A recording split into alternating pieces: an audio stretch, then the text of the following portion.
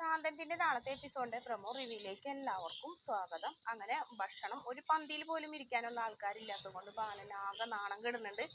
അതിനേക്കാൾ കൂടുതൽ ബാലന് ദേഷ്യം പിടിപ്പിക്കുന്നത് നമ്മുടെ ആര്യൻ ഒരു പെണ്ണിനായിട്ട് സംസാരിക്കുന്നത് എന്തോ പ്രേമണെന്നൊക്കെ വിചാരിച്ചിട്ടുള്ള ദേഷ്യവും അങ്ങനെ എല്ലാ പാത്രങ്ങളൊക്കെ തട്ടി തെറിപ്പിക്കുന്നുണ്ട്. കറികളൊക്കെ ബാലൻ അങ്ങനെ ആകെ ചമ്മി നാണം കെട്ട് കൃഷ്ണമംഗലത്താനായിട്ട് ഏറ്റുമുട്ടാനുള്ള തയ്യാറെടുപ്പോടൊക്കെ വീട്ടിൽ വരുന്നുണ്ട്. അതിനുശേഷം വീണ്ടും ഭയങ്കര വഴക്കും കാര്യങ്ങളൊക്കെ നടക്കുന്നുണ്ട്. എന്തായാലും ഗോമതി ആങ്ങളമാരെ മനസ്സുരുകി തന്നെ ശപിക്കുന്നൊക്കെ ഉണ്ട്. ഇന്ന് നിങ്ങൾ ചെയ്തത് ഒട്ടും ശരിയായിട്ടില്ല. ഇത്രയും നാളും എൻ്റെ ഭർത്താവിൻ്റെ ഭാഗത്ത് ഇത് തെറ്റുണ്ടായിരുന്നെങ്കിലും ഇന്ന് നിങ്ങൾ ഈ ചെയ്ത ചതി ഞങ്ങൾക്ക് മറക്കാൻ പറ്റില്ല എന്നൊക്കെ പറഞ്ഞ് ഞാൻ ഈ വീട്ടിൻ്റെ മുറ്റത്ത് കളിച്ച് വളർന്നതല്ലേ, എൻ്റെ കണ്ണീര് വീണിട്ടുണ്ടെങ്കിൽ നിങ്ങൾ നശിക്കുള്ളൂ എന്നൊക്കെ പറയുന്നുണ്ട് നമ്മുടെ ഗോമതി.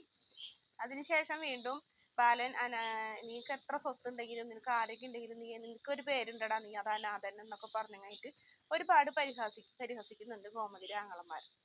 അതിനുശേഷം വീട്ടിൽ വന്നതിന് ശേഷം ആര്യനെ ചോദ്യം ചെയ്യുന്നുണ്ട്. ആര്യനെ ചോദ്യം ചെയ്യുമ്പോൾ ആകാശാണെങ്കിൽ ആര്യനെ രക്ഷിക്കാനൊന്നും നോക്കുന്നില്ല. ആകാശ് വെറും ചതിയൻ എന്നുള്ള കാര്യം മീനാക്ഷിക്ക് മനസ്സിലാവുന്നുണ്ട്.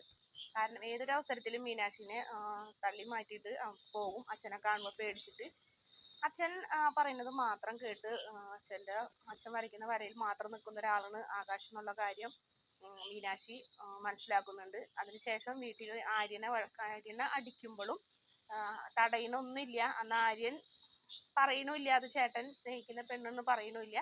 കാരണം അവൻ പറയുമോ നോക്കട്ടെ എന്ന് വിചാരിച്ചിട്ടുണ്ട്. പക്ഷെ പറയുന്നില്ല. എന്തായാലും എല്ലാവരും തടഞ്ഞിട്ടും ആര്യനെ ചൂരൽ വടി കൊണ്ട് വീണ്ടും വീണ്ടും അടിക്കുന്നുണ്ട് ബാലൻ. വീഡിയോ ഇഷ്ടപ്പെട്ടാണെങ്കിൽ ചാനൽ ഒന്ന് സബ്സ്ക്രൈബ് ചെയ്യണേ.